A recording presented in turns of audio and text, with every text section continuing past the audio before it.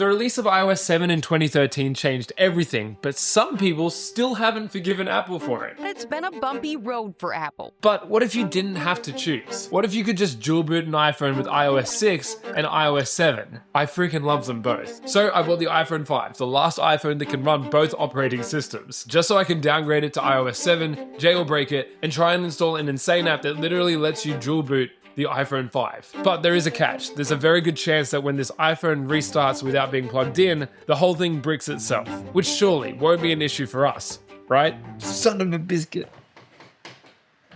Hello, it's me.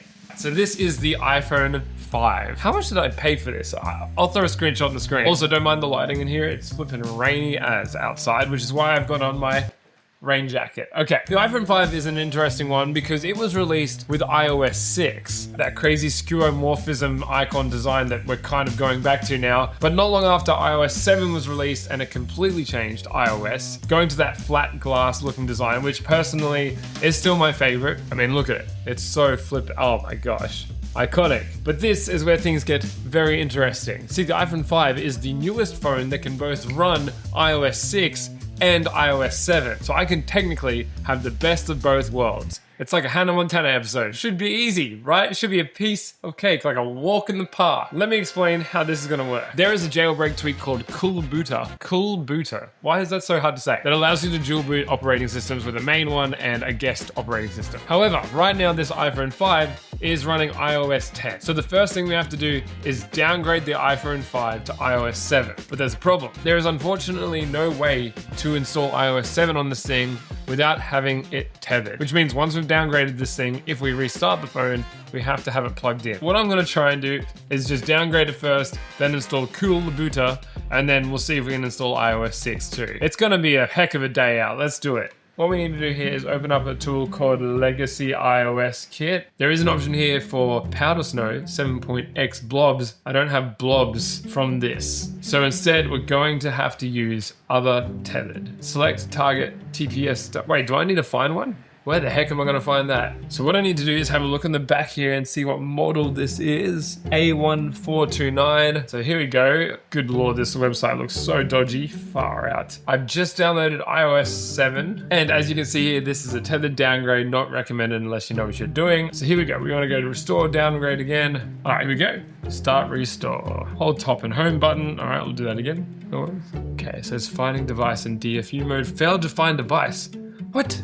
Surprise, surprise! Surprise, surprise! Okay, the iPhone's showing up, which is good. Gonna hit restore again. If you already know how to enter DFU, you may do so right now before continuing. 2, 1, hold top home buttons, okay?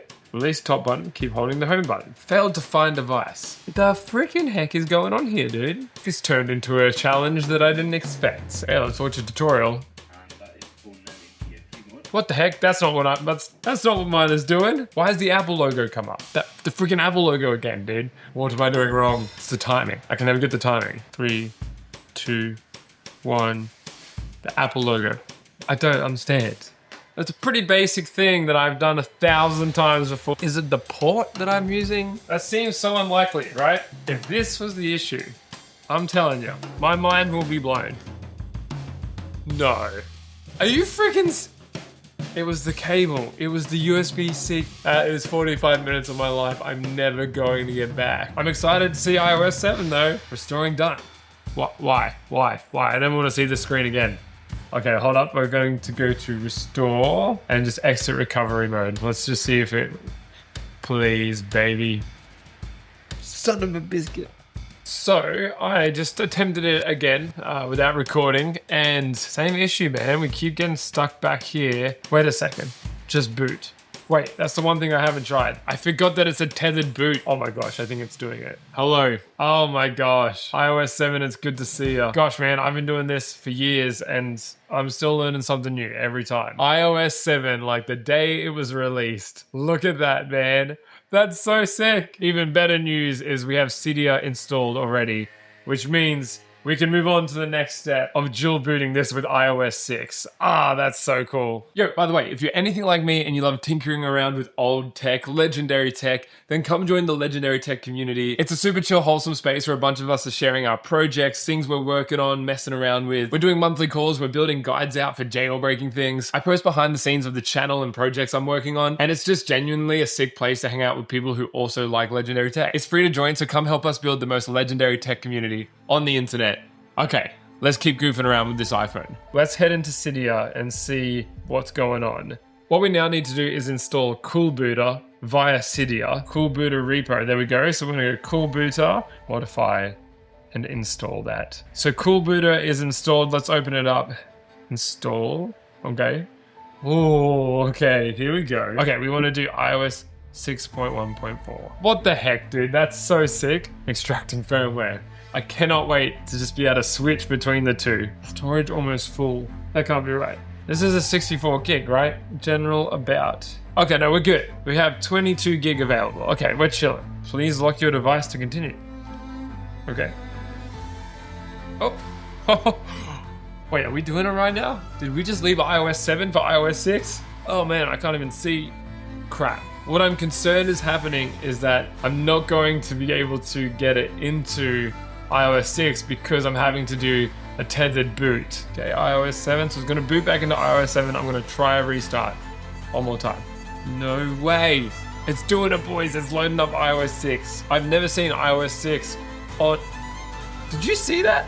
Clean. Such a significant change. And look, we have Cydia as well, which is cool. How freaking sick is that? Now that we've got both iOS 6 and iOS 7 working, I think it's only right that we compare the two of them. I still think the change from 6 to 7 was the biggest change in design language history. I don't know if that's too dramatic, but it seems fitting. So let's compare a few of my favorite features from both and see how different they really are. So here's iOS 6, and first things first, this lock screen is completely different. It has the iconic slide to unlock bar down the bottom here.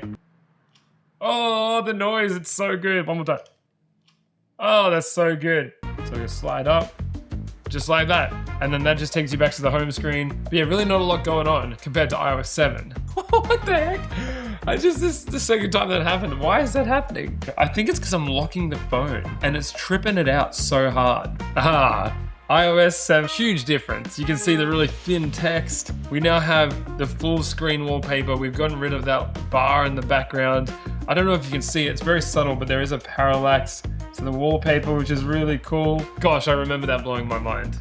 Far out. It's just a simple slide to unlock, similar to what it used to be. But on the home screen, you can swipe up and see the control center. Friggin' sick. And you can swipe up for the camera and go straight into it like that, which is cool. So not too different from iOS 6. Like I feel like functionality-wise, it wouldn't have messed you up too much. Let's check out the home screen. I think that's gonna be my reaction to all of it. The skeuomorphism design is so good. I mean, look at the way the icons just kind of pop out at you. There's no swipe down for a search or anything like that. You swipe across. One of my favorite things about iOS 6 is the newsstand icon. So if we tap on that, oh, yes, that's so sick. I love that it just splits the entire screen. Oh my gosh, that's so cool. Similar with the folders just split down like that, which is nice. And that linen background is, again, just so iconic. Now let's check out the home screen in iOS 7. Woo!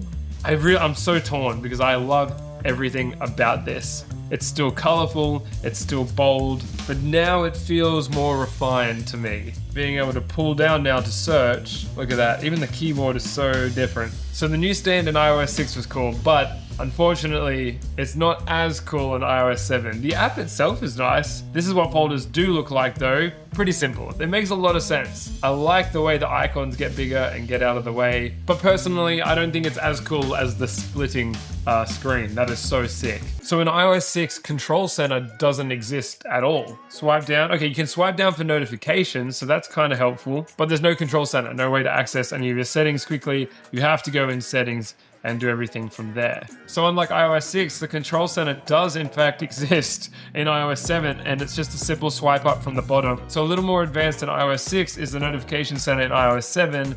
You have Today, All, and Missed. So these are your notifications here, All and Missed, and then this here is things like your calendar, the date, stonks. I don't know if you noticed how clean and how nice that opaque, transparent background is over the icons. The OG Apple Glass. It's so cool. Now, something that always blew me away as a kid was multitasking on iOS 6. So you just double tap here, open that up, and you can see these are the apps we have open. And I've only just remembered you can control music down here.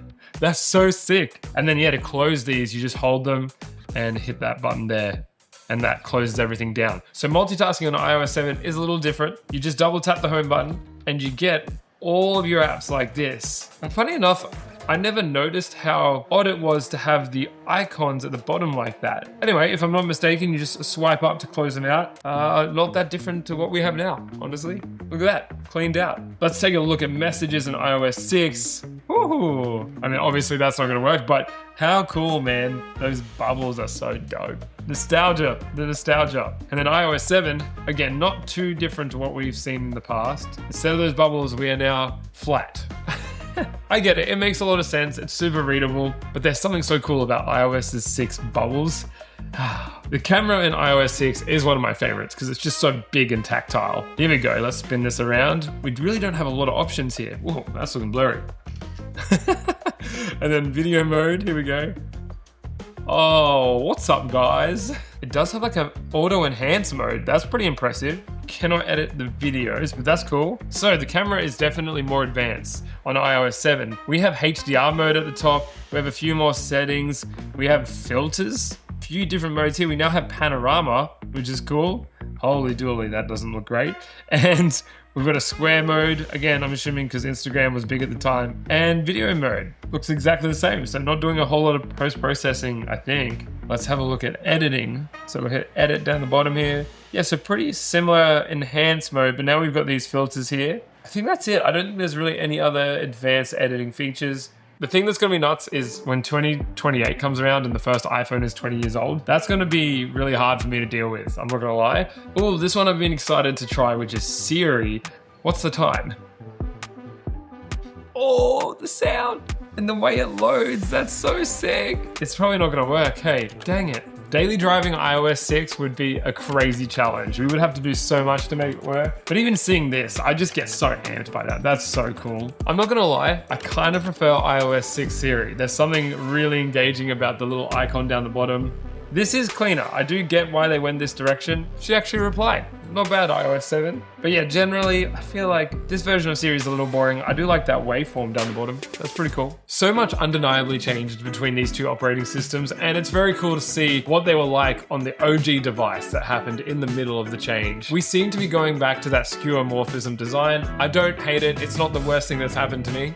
But I think because I grew up with iOS 7, I'm always gonna have a special place in my heart for that design. It just feels so refined and unique. But the feedback was the opposite when it first came out. People really didn't love it. So I guess you win some, you lose some. All right, I'll see you for the next crazy challenge.